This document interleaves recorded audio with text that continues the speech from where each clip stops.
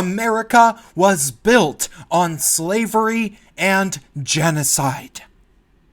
Debunked.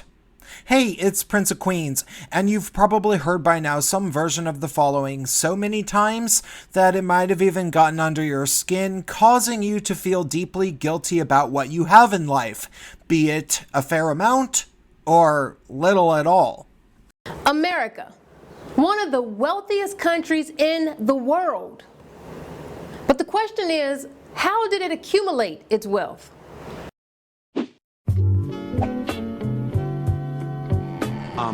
This is a nation founded on genocide and built on the backs of slaves. All right? So we started with a racial problem. Of course, being that Michael Moore is an obese, wealthy white man who has barely worked hard even remotely since the 1990s, it's hard to really take him at all seriously when he says such things. But of course, countless young people do take similar narratives very seriously. To make it seem like you have to simplify it for us. We're not simpletons. We're adults. Right. And so I'm telling you, you're speaking to your ancestor. All right? We've been here before you.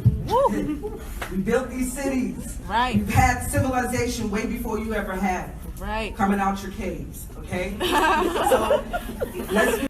Now, suffice it to say that anybody that speaks about alleged past civilizations that were extremely advanced, which happened to randomly go extinct, well, those people who talk about that are an entirely different breed of crazy, and yet the narrative remains. It's now become completely standard in our education system at every level to say that white settlers basically only did awful things, never uniquely advanced human civilization, and have raped and pillaged the world ever since.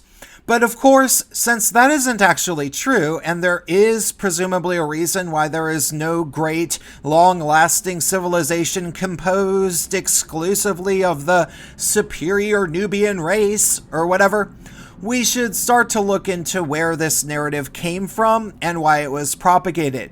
And of course, it came from rebranded communist scholars and their students.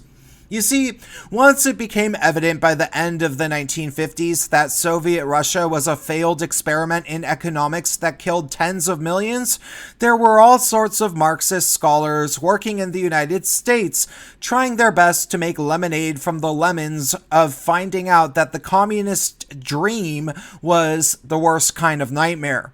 Mainly, these people spent their time devoted to damage control, such as participating in, get this, the anti-communist movement, which was an actual thing according to David Horowitz, which consisted of people defending people that they feel were being unfairly associated and thus demonized by anti-communist sentiments.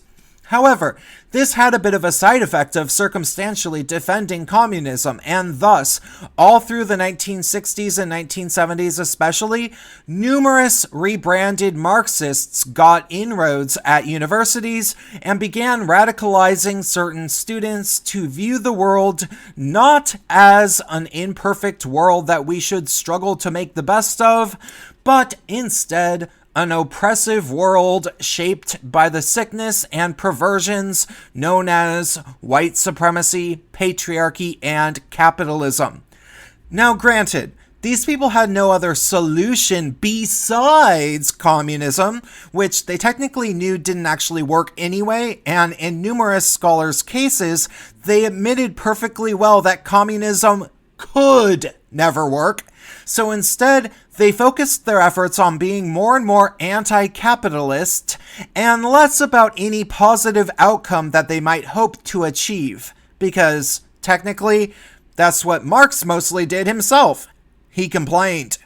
Thus, it is not surprising in the least that these people speak mainly about the wealth that the United States has acquired right before they begin demonizing the legacy of slavery and genocide.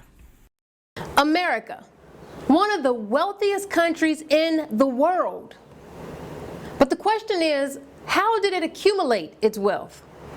Marxist scholars after World War II have played a relentless game of telling people that capitalism is the worst of all, as if capitalism was some horrible conspiracy designed by a prolific author / madman in the way that Karl Marx and communism was as an ideology, when really the first paper currency was invented in the 700s in China, and it was just a logical way for people to trade with each other that naturally developed. Regardless, after these Marxists demonized capitalism in academia, they then had to go great lengths to construct the narrative that the greatest bastion of a prosperous capitalistic nation that the world has ever known, aka the United States, was actually deeply evil by virtue of the fact that it was the most successful capitalistic nation.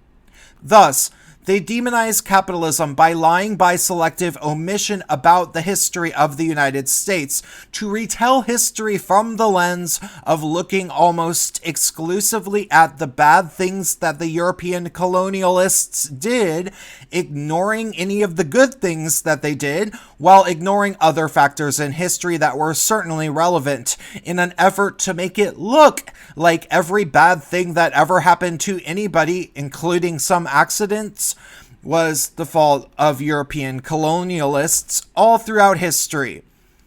This rewriting of history was epitomized by Howard Zinn's 1980 book, A People's History of the United States, which basically tells that exact same story by highlighting every inhumane act committed by American plantation owners, or highlighting Europeans' roles in various wars between indigenous populations and European settlers. It was in that book that there was a reference to settlers deliberately giving smallpox-infected blankets to tribespeople as a trick, which, according to the readily available information about smallpox virus that you can find on the internet, isn't even possible, as it's rare when people catch smallpox as an airborne virus at all, let alone something that managed to live in blankets like it was scabies or something. Regardless, there might have been some grisly wars and territory disputes between settlers and indigenous people, but should that be surprising? If Europeans got close to the last tribe and wiped them out, wouldn't you want to make sure they didn't get too close to you? Still, there's been a lot more emphasis on the notion that the United States capitalist success was supposedly built and founded on slavery, which countless people still believe was essentially unique to the United States. Even though the Arabic slave trade went on for a far longer period of time, the Chinese enslaved Chinese people of differing bloodlines, Scandinavian people enslaved other Scandinavian people, and all of this is something that most people have gotten used to. But really, the best way to debunk this notion in order to hope people catch up with reality and move on once and for all is to let people know the following. The mere island of Cuba, which is a very small island geographically, imported more slaves than all of mainland North America combined by over twice the amount.